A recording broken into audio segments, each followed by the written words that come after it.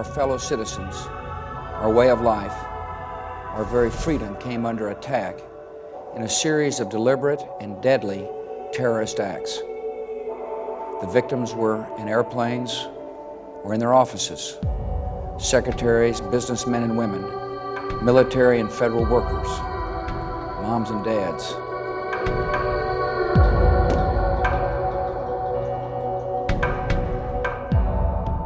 Terrorist attacks can shake the foundations of our biggest buildings, but they cannot touch the foundation of America. These acts shatter steel, but they cannot dent the steel of American resolve.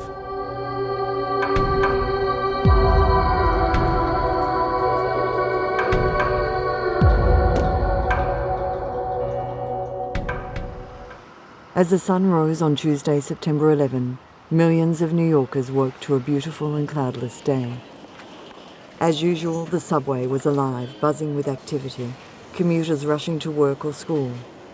Some were making the trip to the financial district in South Manhattan, where the Twin Towers stood, the workplace for many.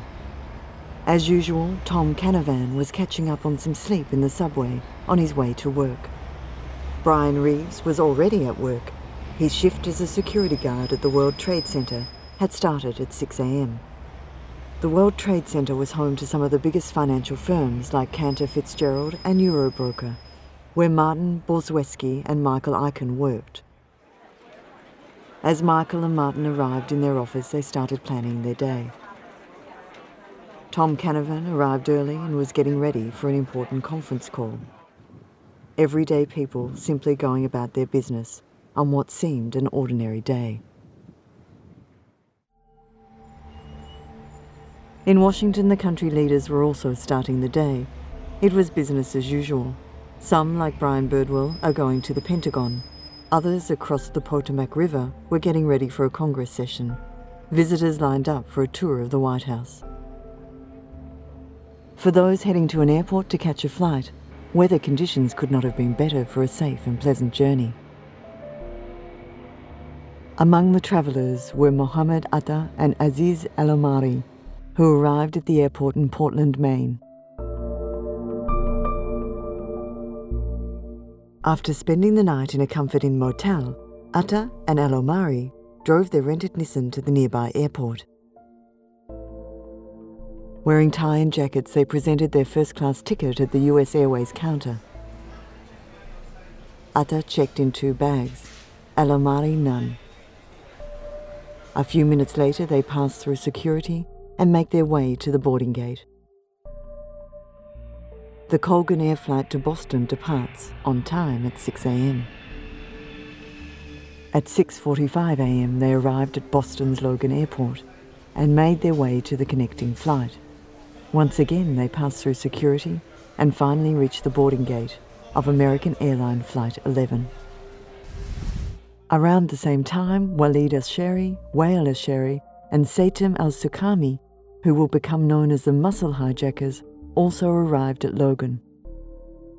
All 3 hijackers would need to pass through a security checkpoint to reach the departure gate for their flight. Each would have been screened as they walked through a metal detector, calibrated to detect items with at least the metal content of a small caliber handgun. All make it to the departure lounge. All will board the flight.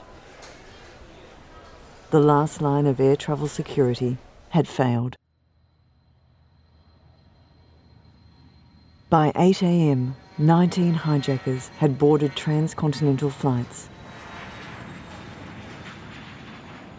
All have defeated the security layer that America had in place to prevent a hijacking.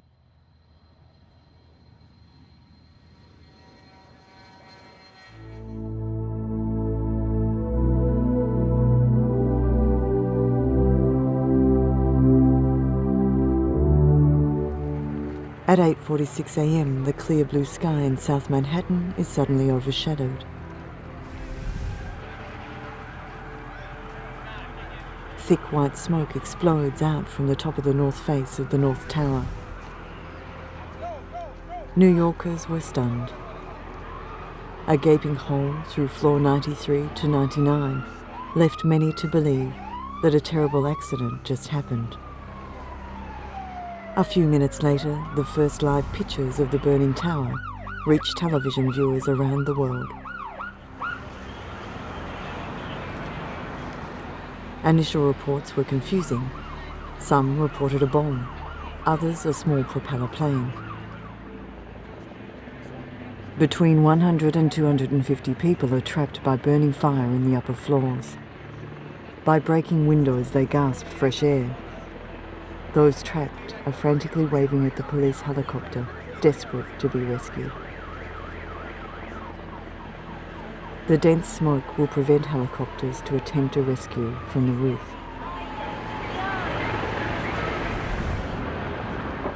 For some, the heat and suffocating smoke is so intense that sadly, jumping seems like the only option left. Firefighter Daniel Sir will perish, hit by such a desperate worker. The world was unaware that the worst was still to come. People still wondering how a plane could have strayed so far off its flight path. They will soon have answers.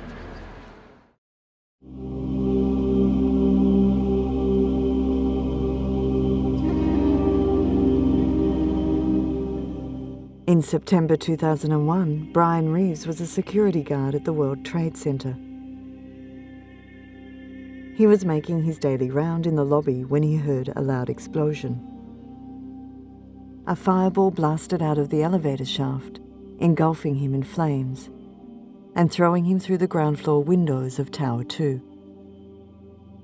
Having suffered burns to 40% of his body, he will be one of the 20 critically injured patients rushed to the Presbyterian's burn unit that day. I screamed, and I balled up real tight. I was scared. I didn't know what to do, you know. And then as my eyes was closed, I saw my son's face like come right across me, you know. And something said, "Get up and run. You can run away." But then when I opened my eyes and I looked, about this close to my face was fire. Reeves's road to recovery has been long and painful and is by no means over.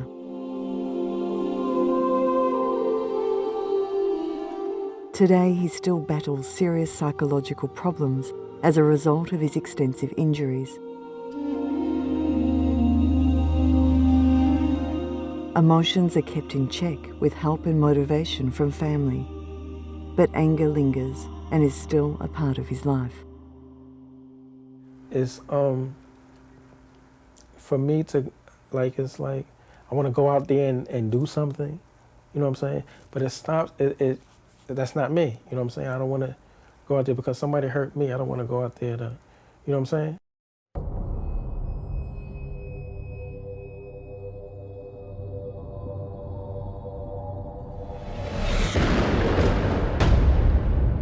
Shortly after 9 a.m., at 950 kilometers an hour, a clear message was delivered.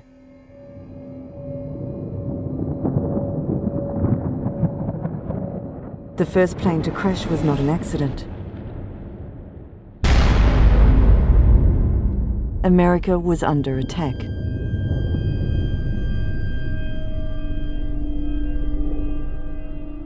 The plane struck levels 78 to 85, forming a barrier between hope on the lower level and despair above the impact zone. The wingtip grazed the 78th floor sky lobby, instantly killing dozens of people waiting for elevators.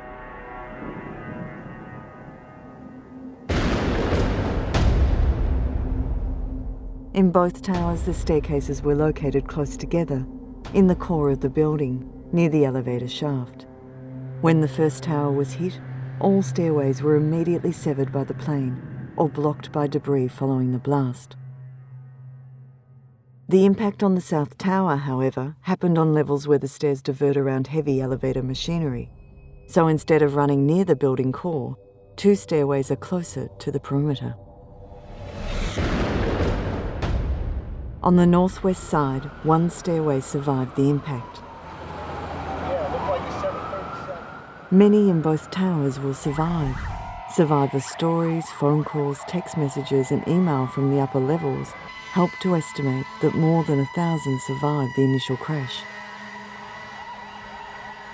Some 300 of those are high in the South Tower, 800 more higher in the North Tower.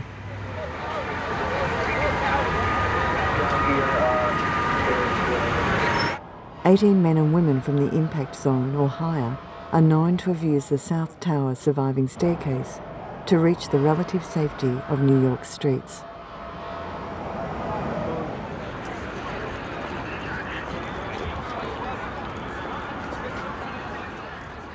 The plane's initial impact causes widespread damage on the floor above and below the impact zone. The twisting and bending of the buildings caused deformation of door frames, jamming them shut. Fallen debris and plasterboard blocked exit doors and stairwells.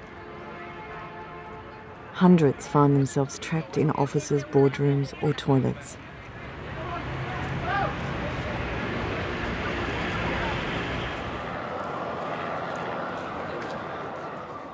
A small group of Port Authority workers freed 28 people trapped in offices on the 86th and 89th floor of the North Tower.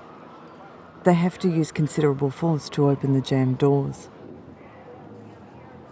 This small group of rescuers will never be seen again. Witnesses and those who managed to reach the streets were facing an emergency they could not comprehend. I didn't see what happened, but I saw people jumping out of the building just now. I'm trying to see if my sister's all right. Pictures of that building. No, the World Trade Center itself. She's in the World Trade Center.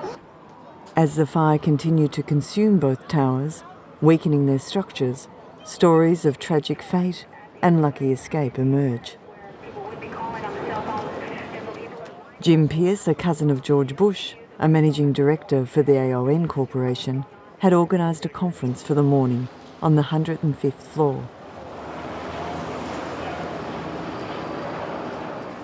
As the group was too large for the meeting room on that floor, the conference was moved to the nearby Millennium Hotel. 12 participants, unaware the conference was moved, were on the 105th floor when the plane hit. Only one survived. As for President Bush himself, he was in Florida to promote his education reform at the time of the first attack. As he is reading with the students, Chief of Staff Andrew Card whispered to Bush, "A second plane hit the World Trade Center. America is under attack." Today we've had a national tragedy. 2 airplanes have crashed into the World Trade Center in an apparent terrorist attack on our country. I have spoken to the Vice President, to the Governor of New York, to the Director of the FBI, and have ordered that the full resources of the federal government go to help the victims and their families. After his address, Bush is rushed to a back room and disappears from public eye for many hours.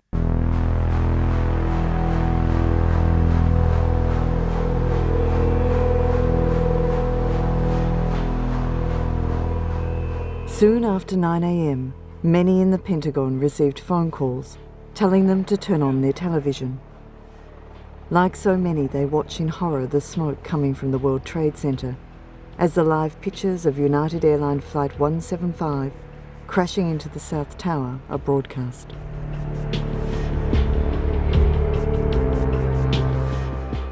Departing a few minutes after Flight 175 is American Airlines Flight 77, a Boeing 757 with 58 passengers, 6 crew members, and 37,000 litres of fuel. 5 hijackers are also on board the plane. Sometime between 8:50 and 8:54 a.m, they will gain control of the plane, change course, and head for Washington. Flight 77 crashes into the western side of the Pentagon and starts a violent fire. The passengers and crew members are all killed instantly. Brian Birdwell laid burning and bleeding on the second floor, meters from where the nose of the plane penetrated the building, 60% of his body is burned. He has difficulty breathing and can't stand up. Water started dripping from the sprinkler. The cold water extinguished the fire, searing his body. As the roaring fire continues to burn, Birdwell found the strength to open his eyes. Through the smoke pouring from the hallway and the scattered debris, he saw some lights. He knew he needed to get moving. He started to make his way towards the light. As he reaches the corridor door, Birdwell saw some friends. Exhausted, he collapsed in front of them. The men carry Birdwell out. Birdwell spent 92 days in hospital. There he undergoes 39 surgeries, some life-saving, others to reconstruct his face and ears. He said there was no way to describe the pain he went through. 9 men and women were sent to the burn unit that day. Only 2 were expected to survive. 8 ultimately did survive. The blast from the plane and the heat from the resulting fire killed 125 Pentagon personnel. A series of fortunate events prevented the loss of more lives. The crash site near the heliport was the best prepared to withstand such an attack. Following the attack in Oklahoma City, this side of the Pentagon was undergoing substantial renovation. The walls were being reinforced and a sprinkler system was being installed. On the morning of the attack, most of the work had been completed, and most offices were unoccupied due to the renovation. The reinforcement of the walls prevented the building from collapse for 30 minutes, enough time for hundreds of people to crawl to safety. The sprinkler system saved Brian Birdwell. At 9:45 a.m., all United States airspace is shut down. Civilian aircraft are grounded. All flights are ordered to land at the nearest airport as soon as possible. Air traffic control will redirect all international flights heading for the United States to Canada. No commercial flights are allowed in the sky until September 14.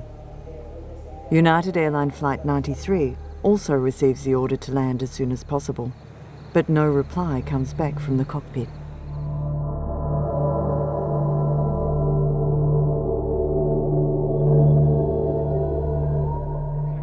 Beverly Eckert was on the phone with her husband Sean Rooney. Mr. Rooney wanted to know where the fire was as he was making his way to the roof, hoping to be rescued there. Still on the phone, Beverly heard a loud explosion before the line drops out. Like millions, she watched in horror.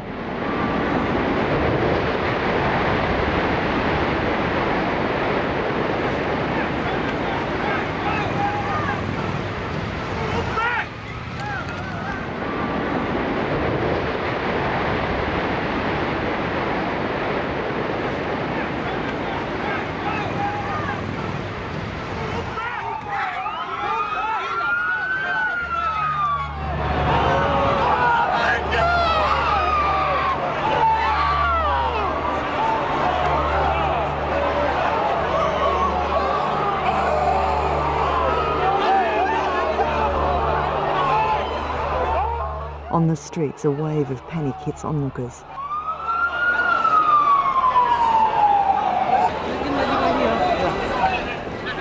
Unsure of what has just happened, they start running.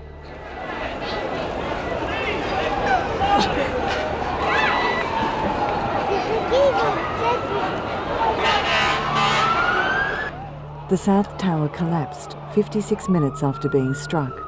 Only 14 people escaped from the impact zone of the South Tower after it was hit, and only 4 people from the floors above it.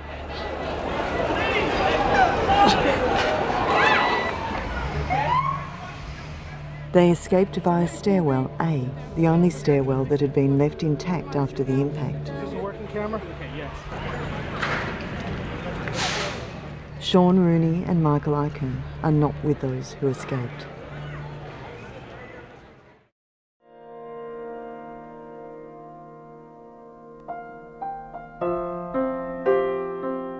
Monica and Michael Arkin met on September 11, 1999. They married a year later. Michael Arkin, a 37-year-old bonds broker, worked on the 84th floor of the South Tower. He had called his wife Monica soon after the first plane hit. He was safe. As Monica put the phone down, she saw from the corner of her eye the second plane hit. Monica tried to call Michael back. The line was dead. On September 12, Monica, like so many, was desperately searching for Michael. Pitcher in hand, she went through hospitals desperately hoping to find him. Like so many, she came back home with only his picture. Since the tragedy, Monica has gone on to form the September Mission, a foundation dedicated to the development of a memorial park for the victims on the World Trade Center site. You can't build over people, and a lot of people feel that way. Even people that didn't work down there, people that are haven't had lost anyone, they see it as the same thing. It's like a war zone, and you don't build on a war zone, and you don't build over dead people, and they might not feel comfortable having office space there in that area where you're kind of feeling like all those people lost their lives because they went to work. Monica hoped for months, waiting for a call from Ground Zero with the news that they had found her husband's remains. The phone never rang. Finding closure has been incredibly hard for Monica. She feels it's important for the healing process to have a place, a memorial, on the site where Michael perished. It's something you can't explain. It's the way you'll connect with your loved one, whoever you are. You can maybe go to a particular spot and say, oh, he was here, Tower 2, and maybe that area, and say, let me find a space for myself that I can always feel closure, and I'll come to that particular space, and Michael will meet me there, and I'm convinced I'll get closure every time I go there if I have the right space to do that in. As the roar of the collapse goes silent, a grey-white cloud of powder concrete and gypsum rushes through the streets. Witnesses describe it as a heavy fog. Visibility was no more than 2 meters. Running from the cloud, people remain calm. Those who escape the cloud of smoke are mostly uninjured. Covered in dust, rubbing their eyes and looking dazed, they start walking away. The streets of New York looked like a war zone. The landscape was unrecognizable. As the crisis continued to escalate, more firefighters, police officers and paramedics rushed to the scene. Many would never be seen again.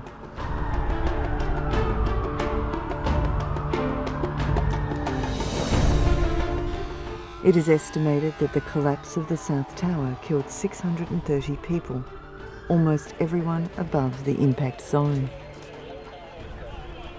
In 2007, the New York City Medical Examiner's Office added Felicia Dunn-Jones to the official death toll.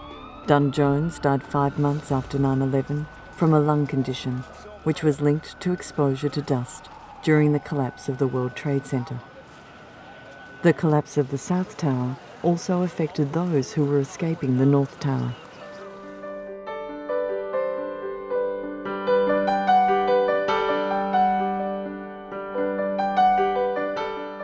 Tom Canavan, a 42-year-old security specialist, was working in a bank on the 47th floor of the North Tower.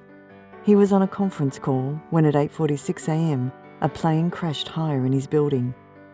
He had ample time to evacuate before the collapse, but he stayed behind to help put securities back in the vault. At 9:03 a.m. when the second plane hit, Canavan was in a congested stairway making his way down. At 9:59, Canavan was following the evacuation route. He passed through revolving doors and was making his way in an underground shopping mall that connected the North and South Tower. He heard a rumble. The South Tower was coming down. Tom was buried alive. Remarkably, as he opens his eyes, Canavan realizes he is not alone. Both Tom and the other men will crawl through 70 feet of debris from the underground mall to an outdoor plaza. 25 minutes after he was buried alive, Tom Canavan was free. Big boom, come down the steps, everything fine till we got to the basement, and then everything just fell in. I got trapped under there with another guy, crawled out, kept getting hit in the head, hit bounced all around. Finally, we clawed our way out over the rubble. Come on, we did all right. Tom was soon taken to hospital, where he received a few stitches and then checks himself out.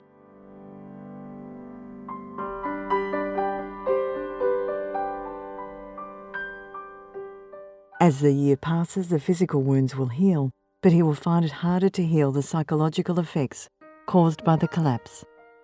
Because at first I had no trouble sleeping, and it was sort of brushed aside. I don't know if it was a denial or whatever, but now it affects me. I sleep maybe 4 hours a night. I'm on medication. Since crawling out and walking away almost uninjured, Canavan has struggled. Mostly, his feelings were affected. He found himself snapping quite often. He had no patience for his wife and children. Through therapy, he manages to get his emotions under control. Returning to work quickly was also beneficial in his recovery. As the life of millions has in one way or another changed, Tom's words echoes those of a great majority. It didn't really change me, but it made me realize that my life before this, that I had it good before this, that I didn't realize how good it was before this, and that I just wanted to be like it was. I don't need it to be any better. I just need it to be as it was before any of this happened.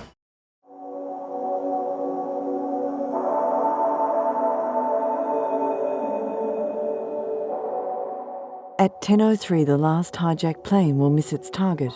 The courage of those on board will ensure that many more casualties are avoided.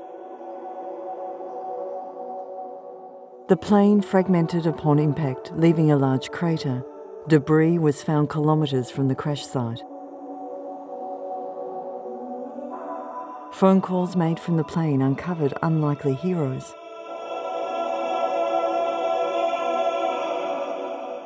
Jeremy Glick called his wife and told her the flight was hijacked by 3 dark-skinned men that looked Iranian, wearing red bandanas and wielding knives. Glick remained connected until the end of the flight. He reported that the passengers voted whether to rush the hijackers. Elizabeth Wenyo called her stepmother at 9:53 and concluded 4.5 minutes later by saying, "I have to go. They're breaking into the cockpit." Sandra Bradshaw, on the phone with her husband, said, "Everyone is running up to first class. I've got to go. Bye." The revolt on Flight 93 began at 9:57. The hijackers in the cockpit became aware of the revolt seconds later. Amidst the sounds of the passenger counterattack, the aircraft ploughed into an empty field in Stony Creek, Pennsylvania.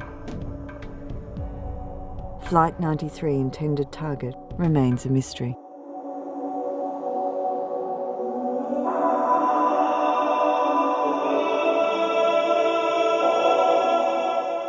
From inside the North Tower, horrific stories will emerge. Tom McGuinness, a trader, was attending a special meeting on the 92nd floor when Flight 11 crashes into the tower. There was a huge explosion. Around him, walls collapsed. Smoke started filling his office. Through the window, he could see people falling or jumping from the floors above.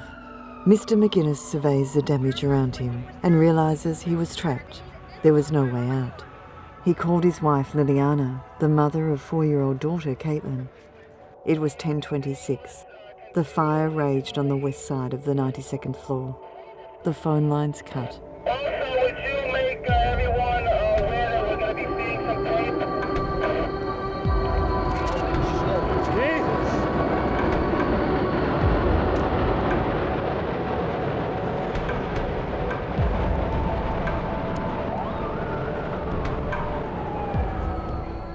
Tom McGuinness will not survive. From the moment Flight 11 hit the North Tower, evacuation proceeded efficiently. The elevators were all rendered unusable. However, the 3 stairways survived. The 102 minutes between the impact and collapse allowed the vast majority of the workers below the impact zone to escape the building safely. No one on the 91st floor or above is believed to have survived. It is estimated that approximately 1,300 people on these floors perished. No one knows how many survived the initial crash. No one knows how many survived the horrific fire and toxic smoke. In the upper level, many are forced to break windows to get a gasp of fresh air. The light northerly wind kept the north corner of the roof clear of smoke, and helicopter rescue should have been possible. However, the Port Authority had all the doors to the roof of the tower locked. During the 1993 bombing, 28 people were rescued from the roof by helicopter. Shortly after the South Tower collapse, a police helicopter radioed a warning for firefighters to evacuate the north. Unfortunately, most of the firefighters' radios did not work inside the towers. Very few heard that order. 121 firefighters were killed when the tower collapsed.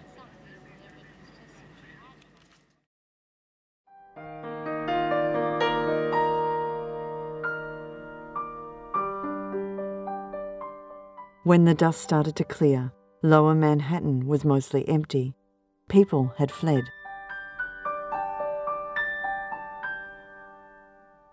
News cameras captured images of one shirtless, lonely man, wandering aimlessly.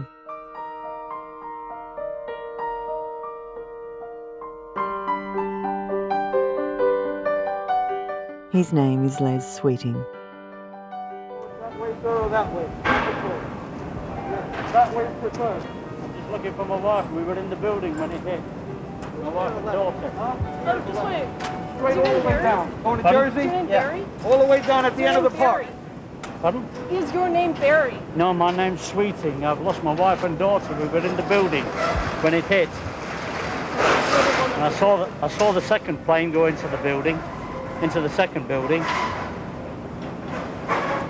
Everyone's down this way, so maybe they're down there. Yeah. Well, I've just come from round there. I've walked round. Thank you anyway. Les Sweeting was holidaying in New York with his wife and daughter. They were all in their hotel room in the World Trade Center complex, getting ready when the first plane hit. Debris flows past the window. Les, still getting ready, told his wife to go ahead. He will join them in a minute. In the confusion following the first tower collapse, Christine and her daughter Nicola run towards Battery Park. They took a ferry to Staten Island, not knowing where Les was. Les spent hours searching for them among the choking streets. Later, he took a ferry to New Jersey. There, he found refuge in a Red Cross shelter. Christine spent the night watching television coverage, searching every face for a sign of Les.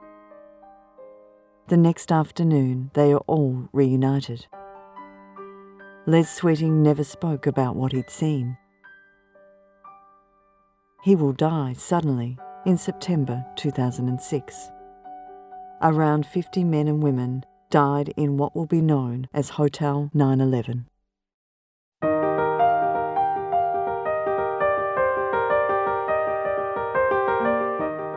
Soon after the tower had crumbled, hundreds of dazed firefighters were on the scene. Many were crying, others sitting on piles of debris, were trying to come to terms with what had just happened.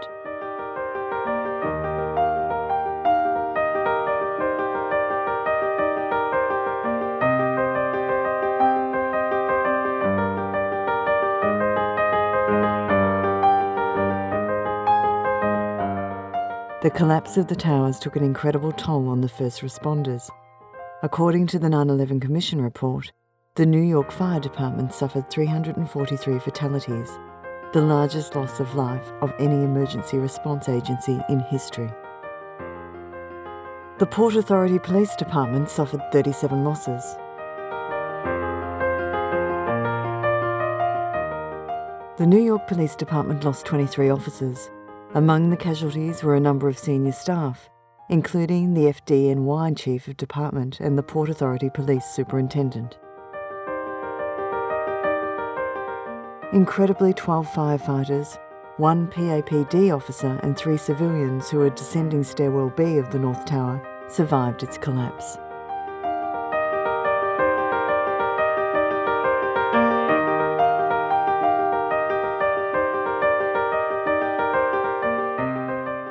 Lieutenant Mickey Cross, a firefighter at the East 29th Street station, is one of the lucky 12. Cross lost many friends on that tragic morning. Like almost all the other firefighters in New York that day, Mickey Cross responded to the emergency at the World Trade Center. He was just east of the South Tower when he heard a tremendous explosion. From where he was, he could not see what just happened. It was the second plane hitting the other tower. He entered the building and started to head up.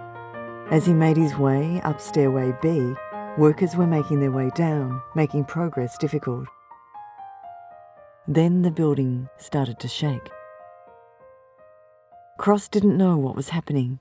He will later learn the shaking was caused by the South Tower collapse. As evacuation orders were given in the North Tower, Cross started to descend.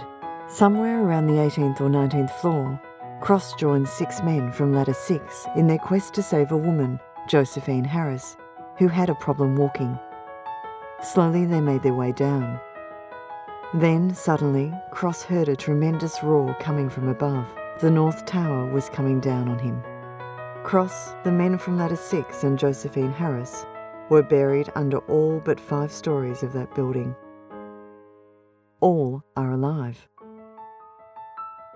All managed to climb their way out of the rubble. 110-story building fell down, and I was in the middle of it. Now here I am, and there's nothing wrong with me. And then I think about all the people that were dying at that moment. You know, friends of mine that were dying at that moment as those buildings were coming down. You know, so this is a very mixed up.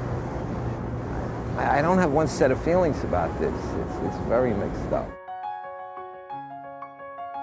Mickey Cross's next memory was the following Thursday night, when he was going for the beginning of the recovery effort. He had volunteered to go down to work at the World Trade Center.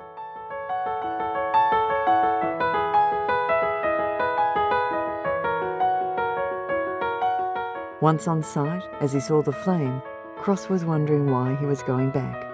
As he started working, he felt better.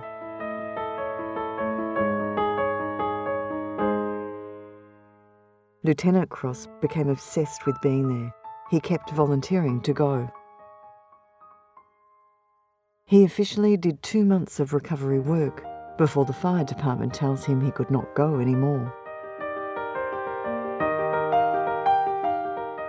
He went on his own anyway.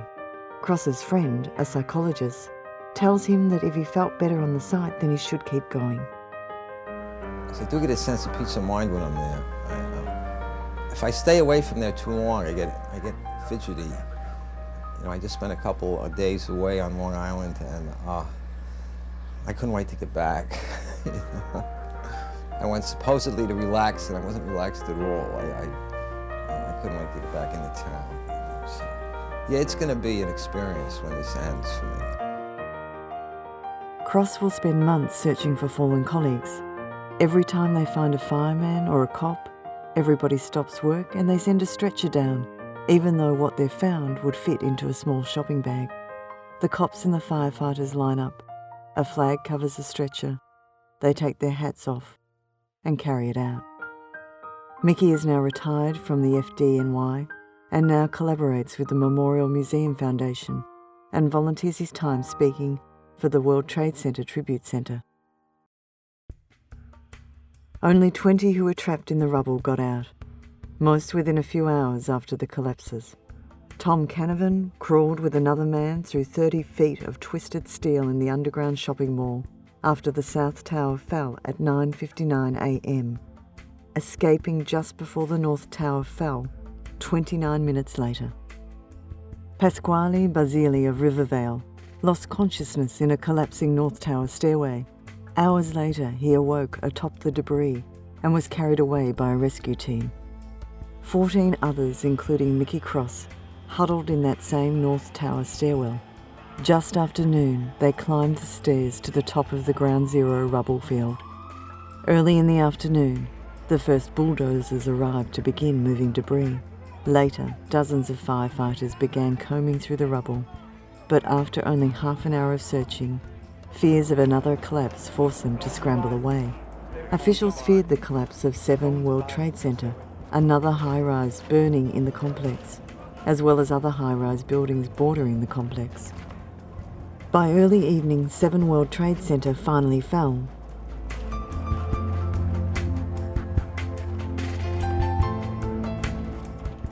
Port Authority police officer Will Jimeno was cut from the rubble later that evening. Jimeno's partner, Sergeant John McLaughlin, was pulled free just after 7 a.m. on September 12.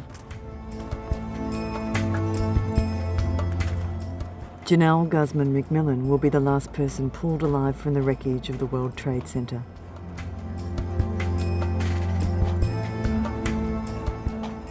It was just after 12:30 p.m. on September 12. The towers had fallen 27 hours earlier.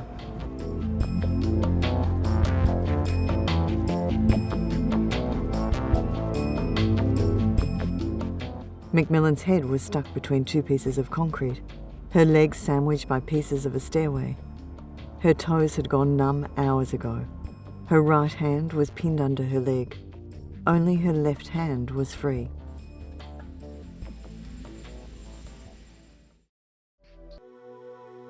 The sun rises on the 12th against a curtain of grey soot and smoke. New York was an urban wasteland of deserted streets and crushed vehicles. New Yorkers watched in horror as the World Trade Center complex smouldered. In the afternoon, citizens already traumatized were shaken even more by the rumbling collapse of the remainder of the South Tower. No one was seriously injured, but rescue workers feared for those who could still be alive, trapped in the rubble.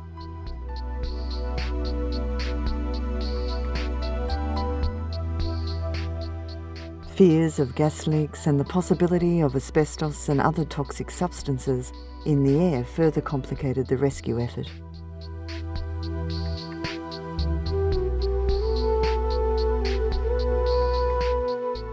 Exhausted firefighters kept working. 2 cranes lifted wreckage so that the searchers with dogs and sound probes could detect signs of life as firefighters picked through the rubble. In the toxic air, workers had to rinse their eyes every 5 minutes. It was hard work.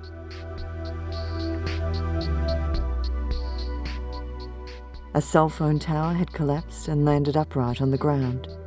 Someone climbed the tower and attached an American flag. Everyone stopped and saluted for a second.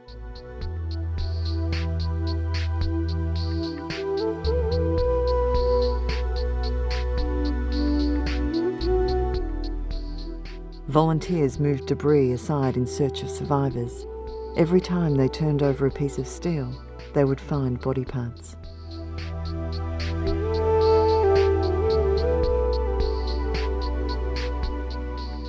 One rescue worker found 3 bodies in the ruins during 16 hours of work. One was not identifiable.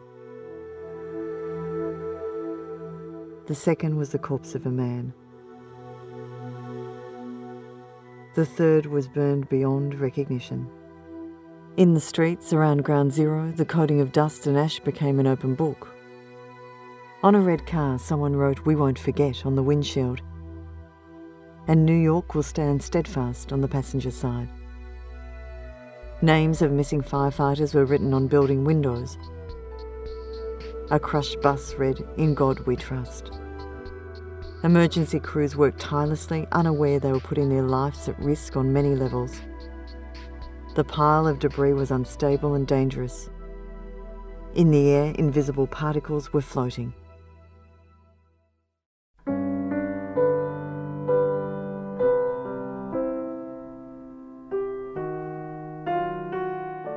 Police officer Richard Volpe and his partner John Walcott arrived at Ground Zero shortly after the towers had collapsed. They searched the pile for survivors the first few days as part of the bucket brigade, wearing only surgical masks for protection. They spent the next several months recovering body fragments, volunteering on days off. They felt so strongly about the mission that they braved the conditions even as they began coughing up blood. According to a 2006 report, 70% of 9/11 first responders have debilitating respiratory illnesses. Many of them have been ill for years and will be for the rest of their lives. Well, I think from the beginning, I think the actual site could have been secured a lot better. I don't hear that I know of any illnesses from the site in Washington. I mean, they sealed the whole site off. Everybody that was in there had proper respirators and they had the Tyvek suits. And it seems like nobody got sick from there. Here in the World Trade Center, where the toxins were probably 1 million times worse than there, they didn't take any of those preventions to help the people that were here. Volpe now suffers from kidney failure and respiratory problems. Together with his partner, John Walcott, they started a class action to try to get compensation for the health problems they'd suffered as a result of being involved with the rescue operation. They won the case late 2010. In early 2011, President Obama signed the 9/11 Health Act, providing first responders with health care. And even if the city wasn't negligent and these people got sick because they weren't given respirators, and it's no one's fault, how do you not compensate firemen and cops, construction workers who went down there to help America and who are sick and dying today, especially when there's a fund set aside for that purpose? It's very sad.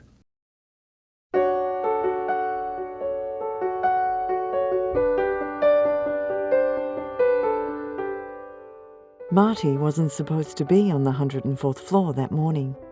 He'd been put in charge of the new Cantor Fitzgerald office on the Jersey Shore. It was supposed to have opened in July, but that got pushed back to Labor Day, then pushed back again. The remains of Marty were never found. His mother and sisters are unable to move on without clinical confirmation. My sister and I had gone and bought flowers, and I was just like, where do I put them? Where do we take them? And it's just very, you're telling me he's gone. Well, where is he? Where did he go? Where did he go that you can't even find him?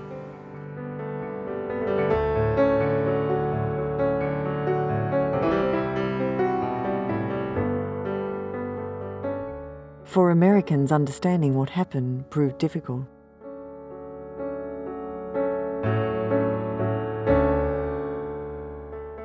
2,800